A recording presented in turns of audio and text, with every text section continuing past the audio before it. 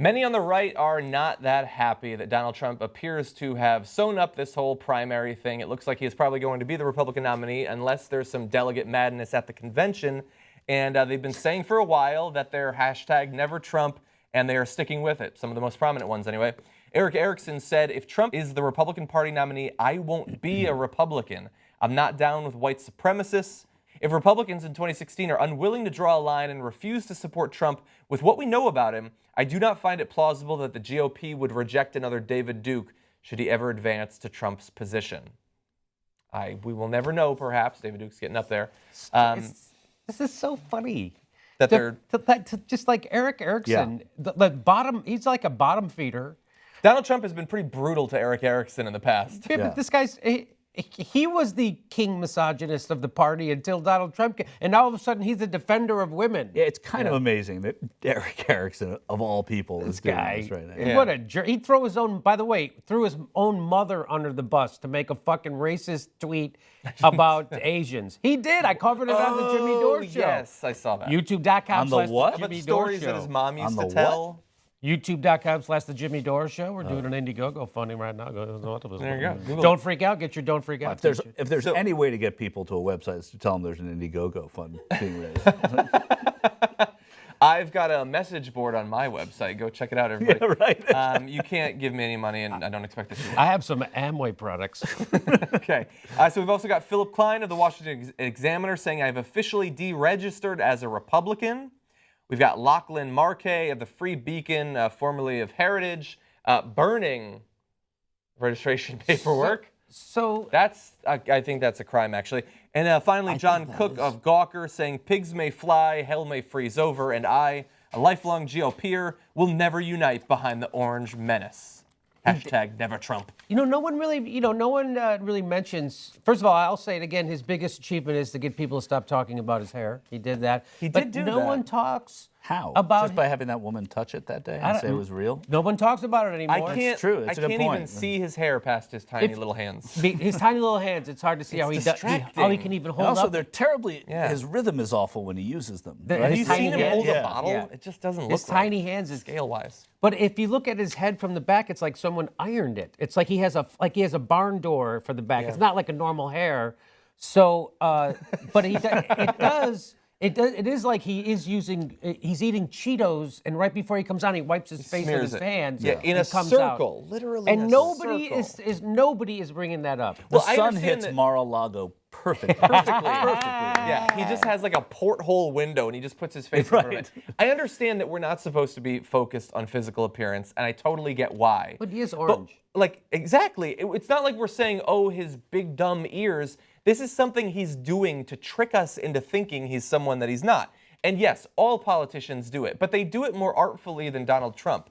And it's a sign that, as with so many other things, he doesn't have or trust advisors. He doesn't put people around him who can say, your face looks like a goddamn joke, what are you doing? He's surrounded himself by sycophants who are not going to question what he's doing. Right. And that's why you end up with the horrific mask that he has of orange. You know, John, so that I don't get out of touch, I actually have a guy like that in my entourage who every day he says, what the fuck is going on with your face? I gotta tell you, it doesn't seem to be helping. It's not? No? It does not. Yeah. Just hurt. This makes me feel bad. Or you're not listening. One or the other. Yeah. It's like, I start every day with a good cry. Let's just put it that way. Cry. Yes. Friends and family cause us to cry. Okay, so this is just a sampling. There are a lot of other people in the media who are never Trump. They're not going to support him, which also means he's not going to get the free publicity from them. I have a feeling that the media is going to give him plenty as long as he's allowed to call into these news shows every morning, about one a day. So how much can this hurt Trump? Does it matter that he's never Trump? Or can he spin this as, I'm against the establishment. Oh, look, the establishment doesn't like me. Good. Does it matter long term? It hasn't mattered yet, and he got through a Republican primary where it hasn't mattered. So in a general election, it probably won't matter. It may matter at the convention, even if he has the requisite number of delegates. It doesn't mean that the convention's not still going to be ugly, and there aren't still going to be plays for those delegates, and there aren't, that first ballot, they're pledged, they're, bound to do that but bound by whom? By the rules of the party that doesn't want him to be the nominee. And not even all of them. And not even all of them. So I mean, I'm not predicting Armageddon, but there's a sense that that's where it will matter. That's its last chance of mattering. But once the general starts, it only matters because it gets people to stay home or not vote. But the more that dyed-in-the-wool people like Eric Erickson see Hillary Clinton out there, not just see Hillary Clinton campaigning, but see, and then nobody's talking about this, you have a popular president right now. His numbers are as high as they've been in a while, let's say. He's going to be a great surrogate for Hillary Clinton. That's true. I haven't been thinking about it. And he is going to change the equation of this election. And when he's out there talking, it's going to give the Republicans more fodder and more, I would say... more reason to coalesce behind Trump? Exactly. Maybe. And also, look... It works two ways. Look, Obama, his public speaking, his statements when he's not in campaign mode can be a bit of a snooze. But when he goes out there on the campaign trail, he fires people up. And we've seen multiple times he is great at making Donald Trump look like a buffoon. Yes. And so you just got me excited. I'm kind of looking forward to a little bit of that, regardless of who the and candidate nobody is. is talking about that surrogate. It's going to be now he can, once there's a nominee, once the Sanders-Clinton election is over, he can step up and whoever it is that wins it, he can just, he can be the best surrogate in America. Yeah. And I just want to make one more point before we move on. It's just, what are these, again, what I started with, what are they upset about? That nobody's saying that it's the policies.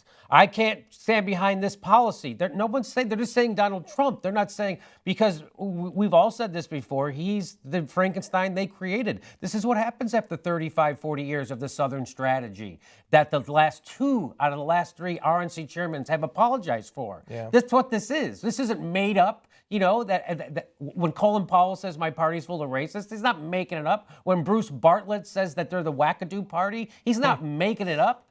Right? This is the result. What are you guys... So that's why you see in this, nobody's saying, oh, I can't get behind this kind of policy or his foreign policy outlook or this kind of change to our tax structure or nothing. No one's saying anything against his positions. They're just saying it against him. So that's what's really also revealing, because they can't say what it is that they're against. They're just against him.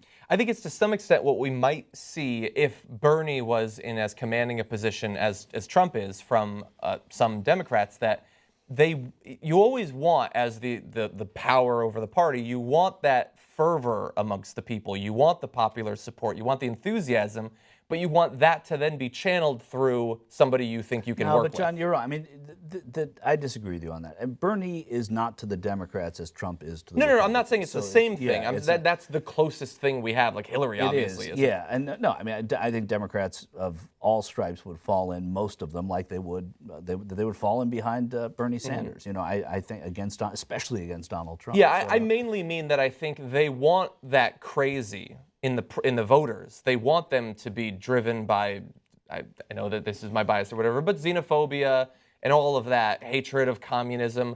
But then they want that to go towards supporting candidates they like. They don't want one of those people in a billionaire orange-faced form to then run and win. Right. Yeah.